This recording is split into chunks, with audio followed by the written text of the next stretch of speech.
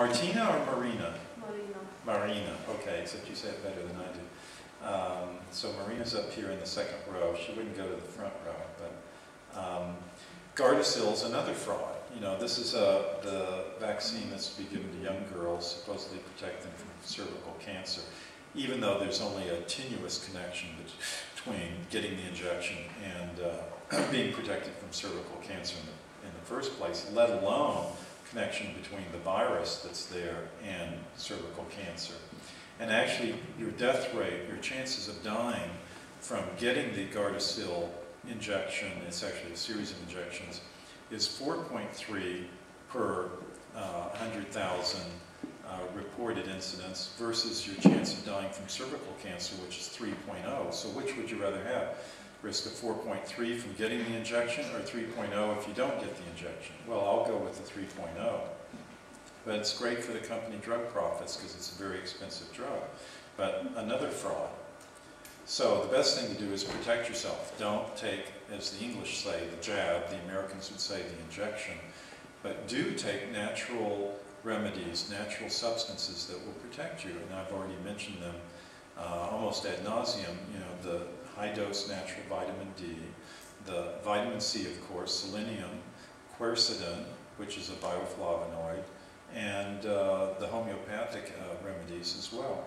And so these are mentioned here. Oh, also olive leaf extract is quite good. And ionic silver is very good when applied topically or even ingested. Remember truth number 3, governments lie and they do it all the time. Don't ever forget. But what you do want to remember is that freedom actually does work. Individual liberty is what I'm referring to when I say freedom, not the way they misuse the term these days. And not only is it morally superior to coercion, but it's practically superior, and I could give you examples on that. Again, we're running out of time. But the one downside, and this is one reason people run away from freedom and run to the government, is a lot of people don't want to take personal responsibility for their health. This is the biggest obstacle I've seen. They want someone else to make the decision for them. They want someone else to do the thinking for them. They want someone else to tell them what to take and do and be. That's why they believe in government working for their interests. But it's wrong. You just need to take personal responsibility. So what do I recommend doing? If you want to make change, realize that politicians don't see the light, they only feel the heat. What this means is you need to go to them and be proactive. You need to be persistently vocal. You don't just write a letter or pick up the phone one time. You write the letter, then you pick up the phone, then you write an email, then you go down and see them either alone or with your friends or family, and then you start the process all over again. You write letters to the editor, you write, if someone is writing a blog spot, then you go to the blog and write there, and if they say something to the contrary that's anti-natural remedies or anti-health freedom, then you challenge them. So challenge, challenge, challenge. But the main thing is be persistently vocal. And then also, I may have misspelled it there, but anyway, sorry if I misspelled Sweden. But you want to join with an organization to multiply your efforts there and to make sure that you get reinforced, because it's real easy when you're out there to get discouraged. When you read the daily paper or you read or see the news on TV and they're telling you how dangerous vitamins are and supplements are, and you get this propaganda constantly hurled at you, and it's nice to have some reinforcement from other people that believe as you do. So, but one thing, and I quote this horrible, horrible American president named Lyndon Johnson, but I do it for a reason, because he brings up a very good point, even though he's probably responsible for JFK's death, I don't know, but anyway, assassination. He does say something good, which is what convinces is conviction. When you go to these people, you need to believe in the argument that you're advancing. If you don't, you're as good as dead. The other person will sense that something isn't there. And no chain of reasoning, no matter how logical or elegant or brilliant, will win your case for you. In other words, speak from the heart, not just speak superficially. Oh, I believe in health freedom. No, I believe in health freedom, and I do it because of this. I've seen people helped, I've seen people cured, see people who don't get ill because of it. And speak from your heart and speak with conviction, and you'll be much more convincing that way than if you're just reciting lines that you read out of a book. So our organization, just to familiarize you with it, is the National Health Federation. We're the world's oldest health freedom organization. We're only for consumers. We do have a few health food stores who have contributed and joined, but 99.9% of our members are people like you who contribute a small amount of money for their membership, and that's it. And we've been active in fighting water fluoridation, vaccinations. We had the American Medical Association spying on us for years because of our anti-vaccine stance. And we have members in 23 countries, including here in Sweden. And again, we're the only ones with a seated codex, so we're the only ones that can speak out for you like we did on this document at the codex meetings. So we have a lobbyist in Washington, D.C. We don't pay him $6 million a day. We don't pay him $6 million a year or a lifetime, but he still helps represent our interests. And we hope to have one in Brussels as well to do the same here in the EU. This was an ad, just to give you some samples of things we do. It was created in Great Britain that we used there.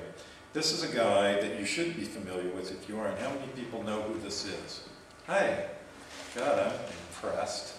So usually it's like one hand or two hands. That's Ron Paul. He received, and he's holding in his hands, our Health Freedom Hero Award that we gave him about 2 years ago. And he actually was the only real candidate for the presidency that offered a real change in the last election cycle. And he ran against John McCain, but lost, of course, because the machinery was all against him, because he offered real hope and real change, and they wanted the two puppets that they controlled to run for the presidency instead. And that was McCain and Obama, whom the powers that be really control, and they didn't care who won, just as long as one of their own boys, and that's who won. But Ron Paul, you'll hear more about him in the future. He's not gone. He's just as active as ever. These are examples of documents we submit. In this case, it was kind of a letter challenging an advertising directive in the United Kingdom, so we do this internationally. And this is a book I'd recommend if you haven't already bought it. They're at the table there. It's a book that I edited, but it has articles from all these health freedom fighters who have attended and eyewitness accounts from these codex meetings over the years. And you don't have to read the whole thick thing, but you can jump around because they're articles. They aren't done in chapter form, so it's easy to read. And we're translating it into Swedish, actually, because we have here Britt Marie who's going to translate it into Swedish, so if you want to wait, you can also get it then. But I want to direct you to our website, and you can sign up on our email list. And I don't know if we have a sign-up sheet there. If you did, we'll enter you anyway. But if not, or if you have a friend, go to www.dnhf.com and sign up on our email list. It's free, or you can join, which costs something, but if you sign up on the email list, we do not share or give away your name to anyone. We're actually pretty fanatical about it, and there are only 2 people in our whole organization that have access to that email list, and I'm not even one of them unless I specifically ask to go see something. And then just for those of you, I've added my own personal email address at the bottom. If you want to write me, you're very welcome to if you have a question or something comes up later. But if you do, I get so much junk mail, please in the subject line put something like NHF Sweden, and I'll know it's from someone that's not spamming me. So you're very welcome to write me with questions. I may or may not get right back to you. But we're all hanging by one hand here. That's us. And hopefully we'll hang on. But the last thing to remind you is be active. Be active in this. And as Benjamin Franklin said, a long life may not be good enough, but a good life is long enough. And so what we want is a good life. And if it's long as well, that's all the better, but at least a good life. So I thank you, and I think that is it. So if anyone has any questions, I'm happy to answer them. And I think we have more time. There's a lot I skipped over because I wanted to leave time for questions and answers. So You've been sitting with your arms folded. Do you have any questions? No, I'm putting you on the spot. Okay, but this gentleman does, the 60 milligram guy. No, I'm just wondering about, because you're implying, well not implying, you're saying out loud that this is basically controlled by corporations and such. When you started in this, has your worldview transformed a lot, and is that you representative for your organization? Okay, so has my view transformed a lot? Has the view of corporations controlling you in meetings and such, has that moved to other levels? We've pretty much gone in realizing that from the beginning, because we've been around a long time. I mean, next year, January will have been in existence 55 years, and I've only been the president 2.5 years, but I've been with the organization about more than 20 years. I'm a lawyer, I'm an attorney, and I've been fighting for this for quite some time. At the Codex level, it's only been more recently, just the last 10 years, and then monitoring it for 15 years. But yes, I mean, I can see evidence of it all around in the positions taken by the U.S. representative, for example, the positions taken by the EC representative and the like. And I'm not saying it's monolithic. I'm not saying that all corporations are happy. You know, there's some little corporation, you know, it's just like anything. They're good and bad anywhere. And, but some of the really big corporations have joined in this sort of, and I hate to use the word because it's so overused, but sort of this fascist relationship with big government to work together. And one of the things I didn't say earlier is a lot of these bureaucrats, when they leave their bureaucracy, when they leave their agency, where do they go get a job? They get a nice cushy job with a pharmaceutical company or a big food agribusiness company, you know, at the drop of a hat. No problem whatsoever. And they'll pay them nice big salaries, and they know that. So when they're working in these agencies, they have every incentive to do the right thing by Pfizer or GSK or some of the other big drug companies, because they may very well be working for them later. And if they fight them, they won't get the job later. So most of these people are very financially interested. But yeah, I see a lot of this going on behind the scenes. It's not very overt, but it is there. I don't know if that answered your question. Pretty much. Okay. If it didn't, I can go on. Okay. Yes, ma'am. This control of growing your own food in the backyard, as in the US, is that coming to Europe as well, do you think? Okay, you need to speak up a little bit, please. The control of growing your own food. Oh, the Food Safety Act? Yeah. Is the Food Safety Act going to come to Europe? Yeah. I think it already has to a large extent, but they'll just use it as a model. See, a lot of this is cross-pollination. You know, what the American government, the American bureaucrats see over there, from their viewpoint, they look at Europe, they say, oh, all these rules and regulations, how nice, we want them too, you know, we want them. And then in Europe, there may be a few things that Americans have that the European bureaucrats would like to have, and that could be one of them, but it would only be a small portion, because you already have a lot of it here as it is. So there's a lot more control here, and even in Sweden, but they're clamping down on Sweden very tightly, much more so than they have to in, say, Denmark or Finland, where they've already well clamped down.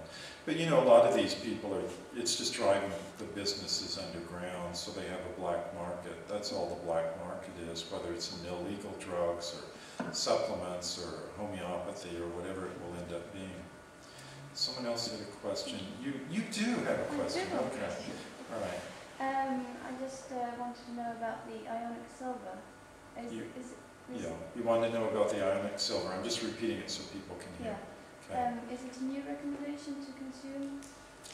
Well, is it my recommendation? Well, let me say it's not something you consume every day. You just use it when you need. And say you're on an airplane, and the guy behind you is coughing on your neck. And so I would spray it in my mouth or on my hands. You can use it as a sanitation thing, actually, and to protect myself. And you know, there's a lot of recirculated air in those airplanes anyway, so even if the guy's sitting 8 rows away, you might still want to do it. So it's not something you take every day. If you're otherwise not exposed to something, I wouldn't worry about it. If you cut your hand, it helps accelerate healing, wound healing, without scarring, so it's good for that. Just that sort of thing, if that answers your question. Yeah, because you can, on silver, you can overdo it.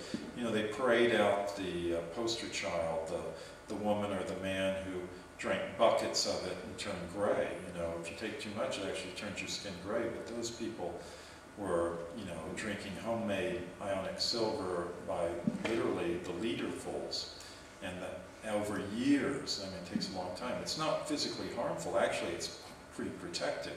It's just cosmetically unsightly. But that's all because you look like the gray alien from Mars, you know, or from some other world. And but that's the only danger. So you don't want to just take it every day, but especially if you don't need it. But otherwise, it's harmless. What's the difference between ionic silver and colloidal silver? Actually, none. But shouldn't be any. But some colloidal silvers are made differently. Ionic silver actually has a small ionic charge to it, and it's better suspended than colloidal silver. But there's such a large overlap, they're essentially the same. There's a real good one I'd recommend, by the way, but he is a friend of mine, so I'll do full disclosure here. And that's go to silver100 with the numbers 100.com. And that's the kind I use. It's really good. It's made in Florida. They have a patent on it, and I won't go into it. You can read it on the website if you're interested, but it's a really effective form. Someone else had a question. Yes, ma'am.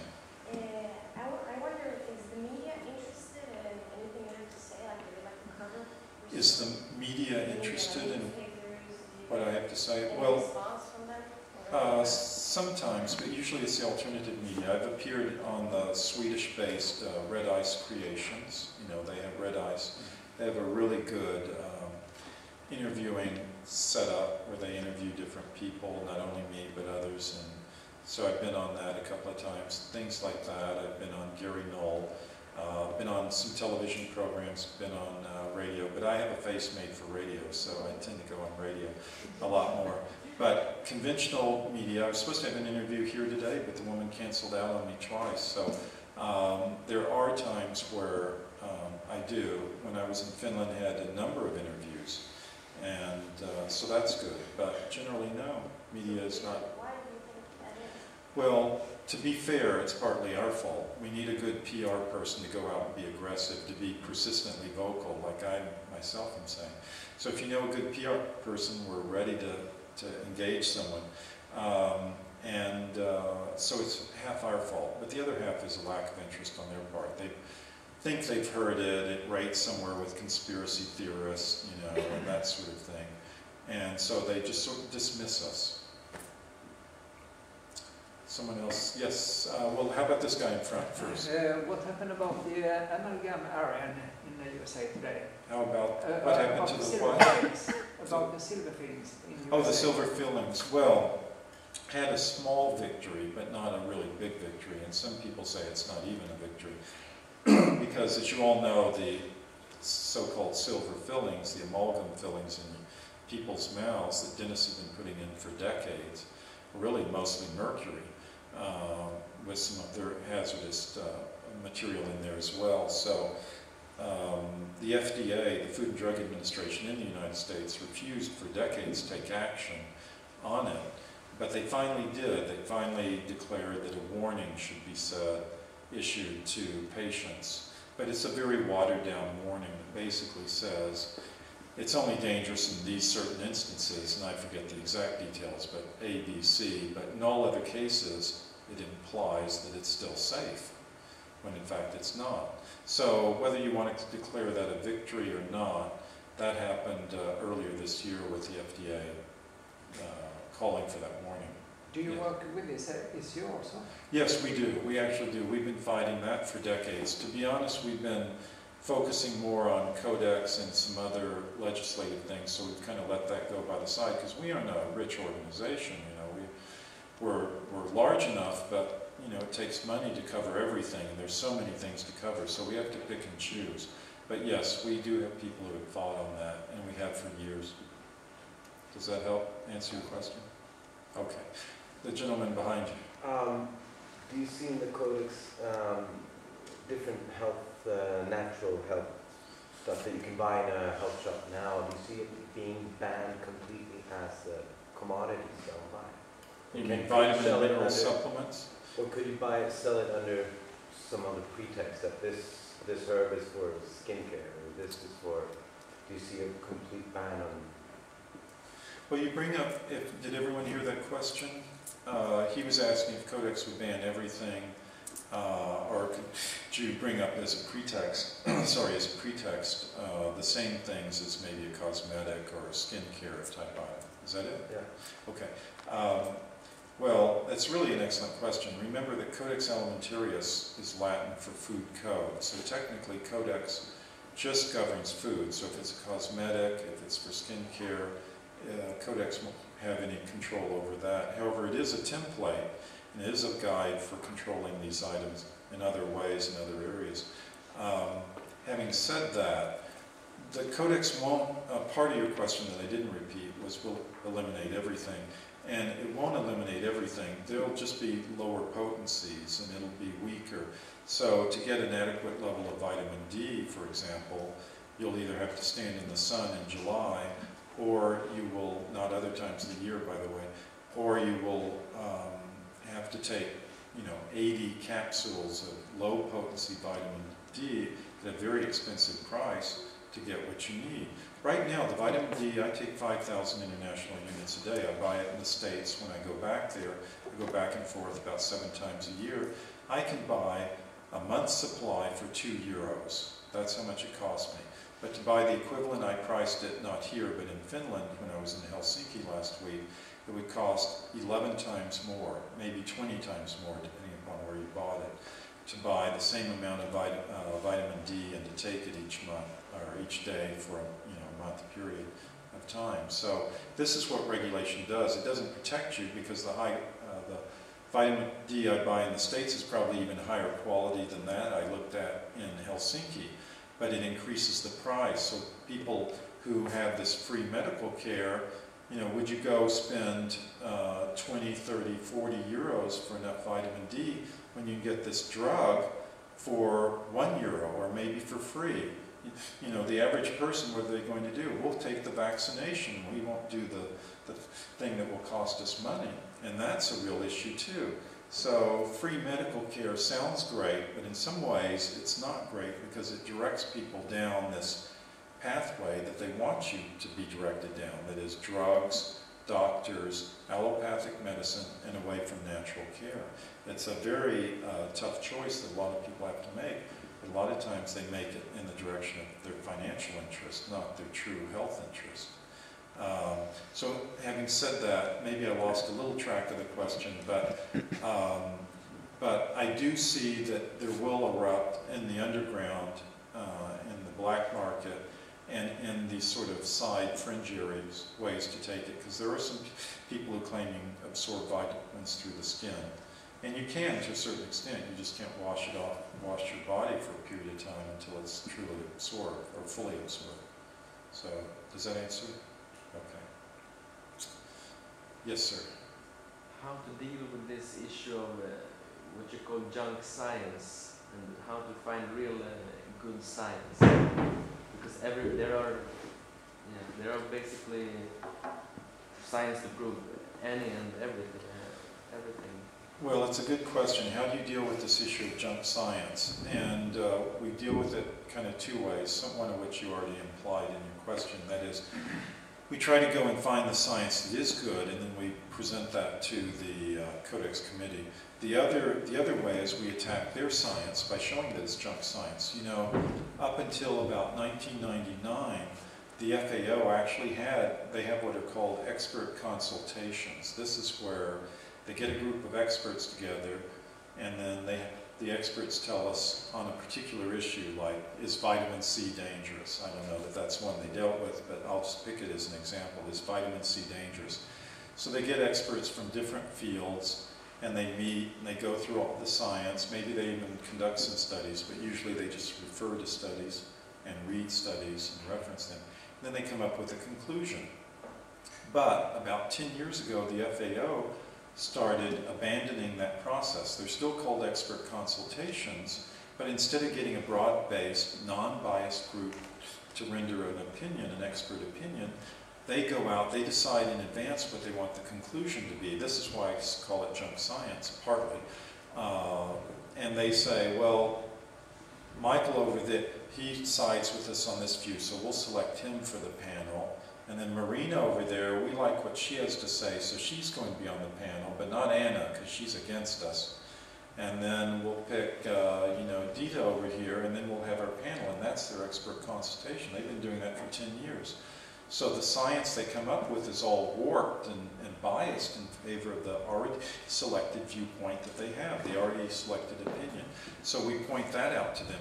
And that's what I did at this last Codex meeting. I was attacking their science. And when I get upset, as I do at some of these meetings, I get a lot more forceful and aggressive in what I say than I am here. I'm a lot more relaxed, you know. I'm not used to seeing friendly faces. I'm used to seeing hostile faces. So that kind of gets me going. So anyway, that's the answer I would give you. Anyone else? Yes, talking about hostile faces here as well. I'm talking about hostile faces here as well, not against you, but hostile against the Codex. Thank you. Yeah, well put. So, that's true. Please bear with me, it might take a bit of time, please. The information I've picked up till now around Codex is basically coming from Dr. Ian Crane and Dr. Rima Leibold. Well, Ian Crane is not a doctor. Well, Ian Crane, then take it away. Yeah, but that's not to denigrate what he has to say. I'm only here, in fact, because of Ian Crane, thanks to him. Yeah, and I know your face due to him also. Yeah, so it's thanks, yeah, he's been quite responsible for us having as much success as we have, so I like him a lot. But you also mentioned another person who is a doctor, unfortunately, which goes to show that a degree is not a good source of anything necessarily. I think you learn more in real life than at an educational institution.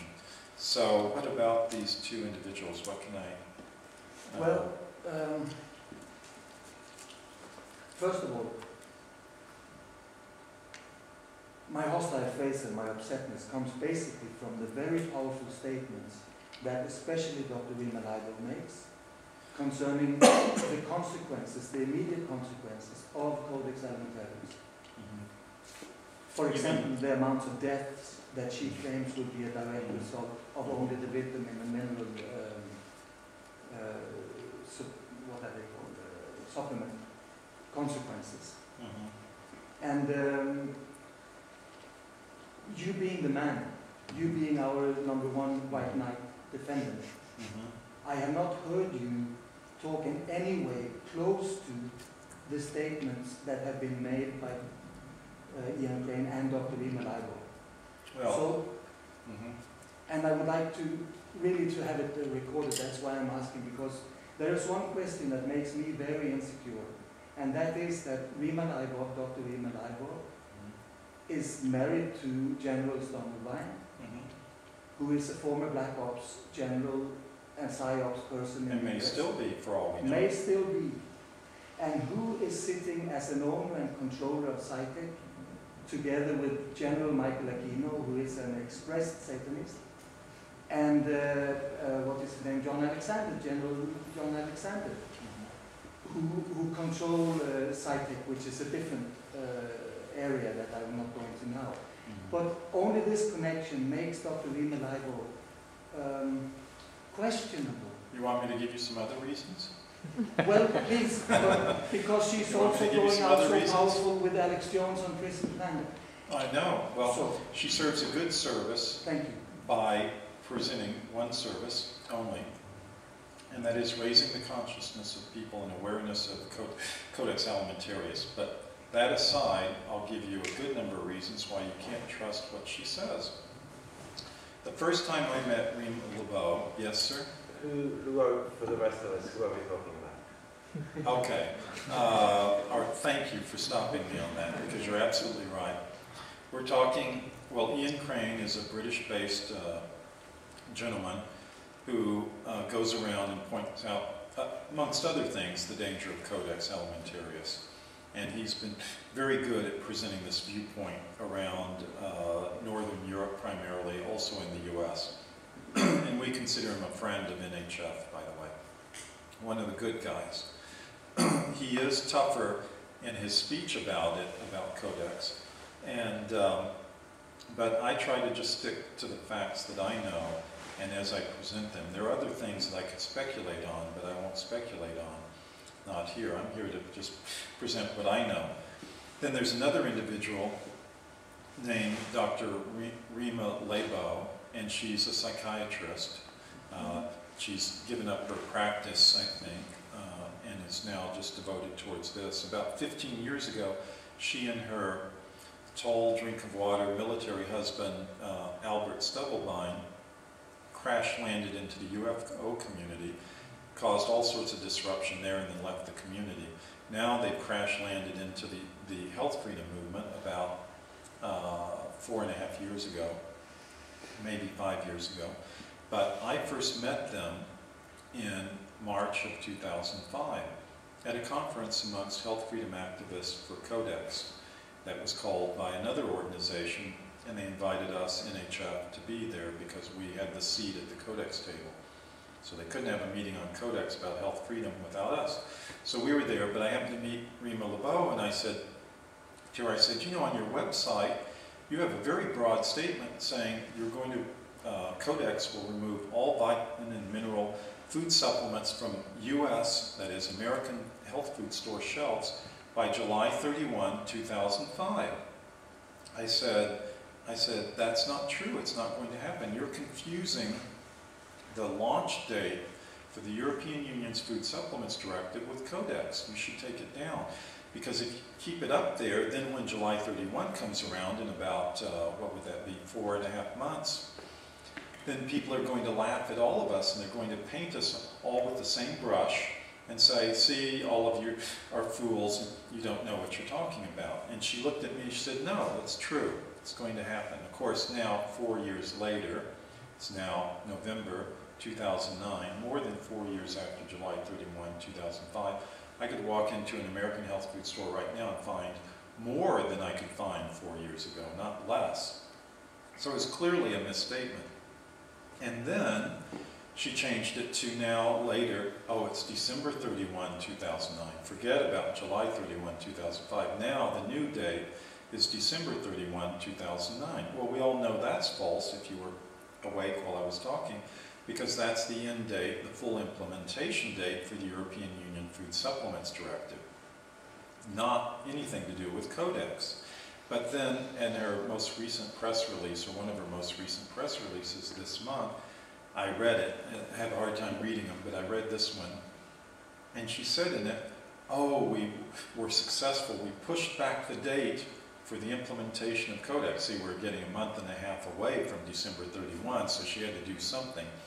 We just learned that now the implementation date will be 2011, or 2013, or 2012, 2013. So, whew, we can all breathe a sigh of relief.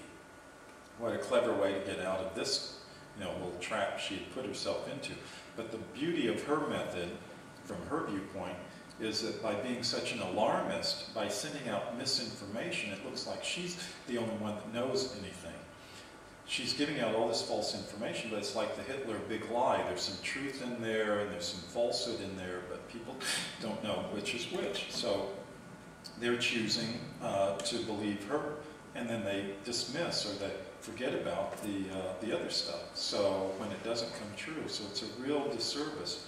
But at the same time, she's a big sink for money. In other words, a lot of people are contributing to her organization when it doesn't have a seat at Codex, when it's not doing anything real except putting out misinformation.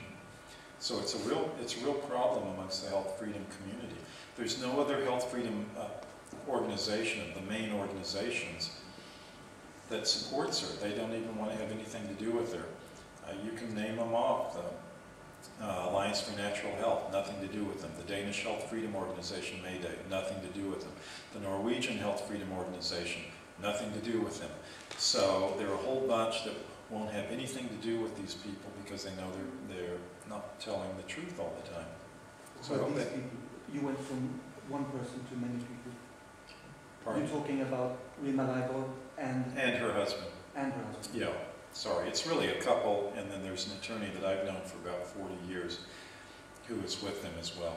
There is a serious follow-up problem with that because they have such frequent guests at the Alex Jones You're right. show, which really, to me, puts question marks. Because I personally Question marks on Alex Jones, you mean? Oh, I I agree. personally heard on an interview with General Stockholm. I'm sorry if this doesn't mean anything to other people here, but to me this is very serious. So where General Stockholm, somebody called in who was very informed on this man, said, "Are you this and that? Did you do this and that?" And Alex Jones just cut him down, Oh, and really? he was taken away. And from that, because I felt this is not right. Yeah. And because for me, this is my line. I have told it for a long time. This is my line in the sand.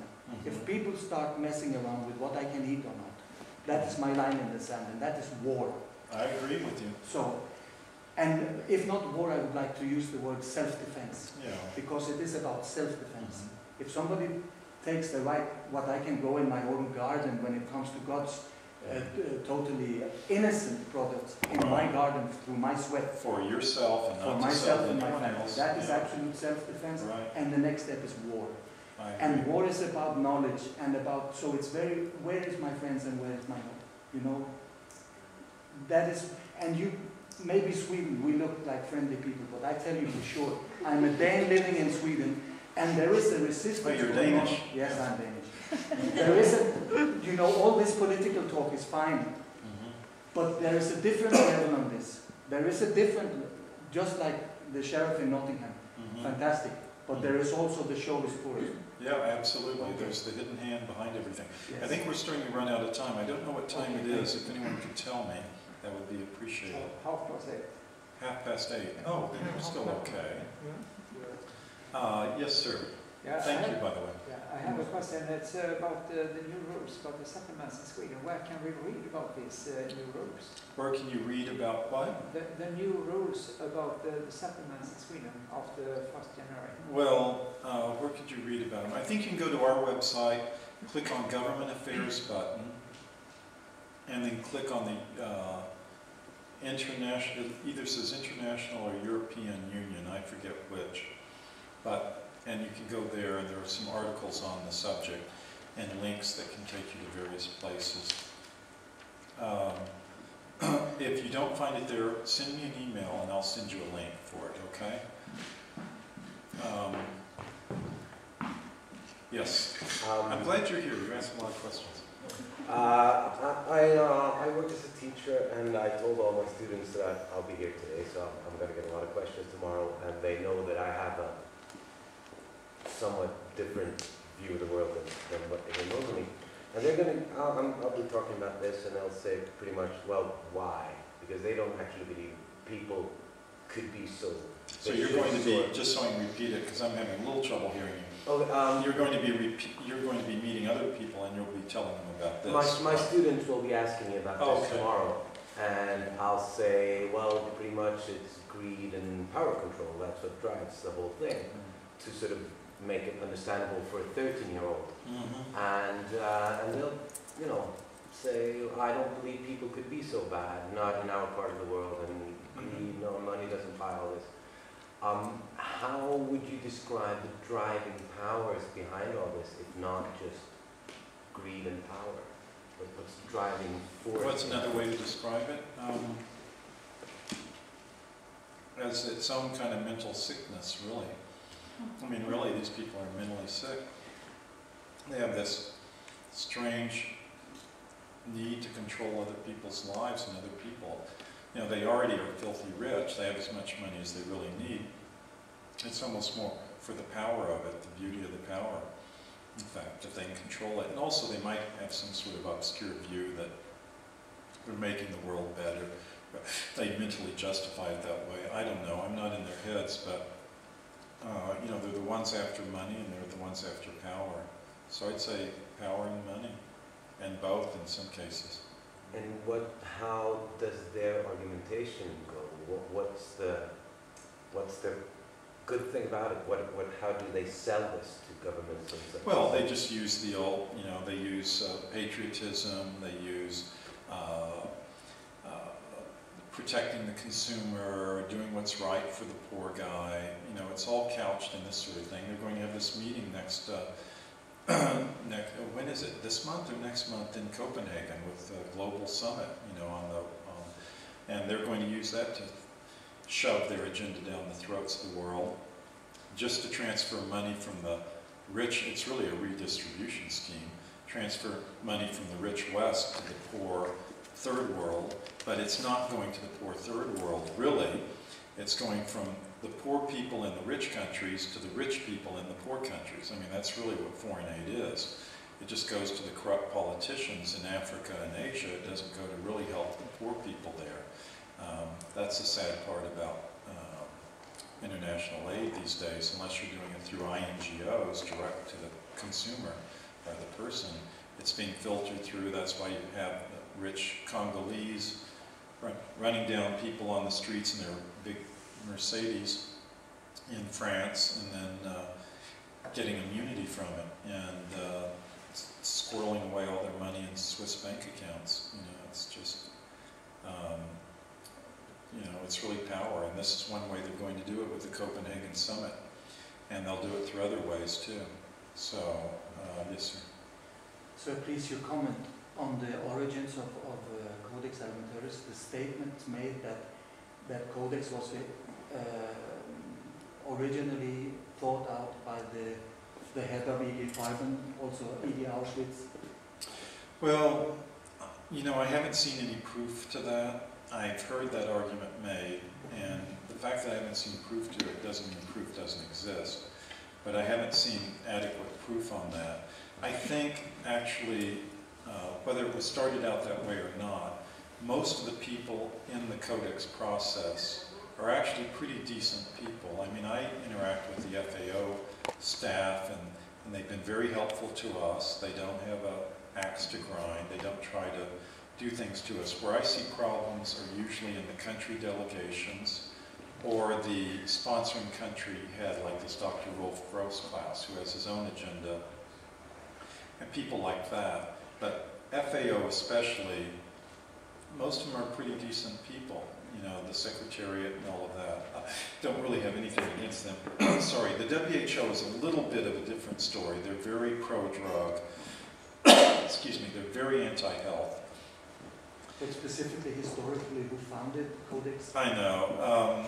Well, I think it was founded by more than just that group. I think it was founded by a large number of people. Who put the bug in the ear to get it founded? I couldn't really say.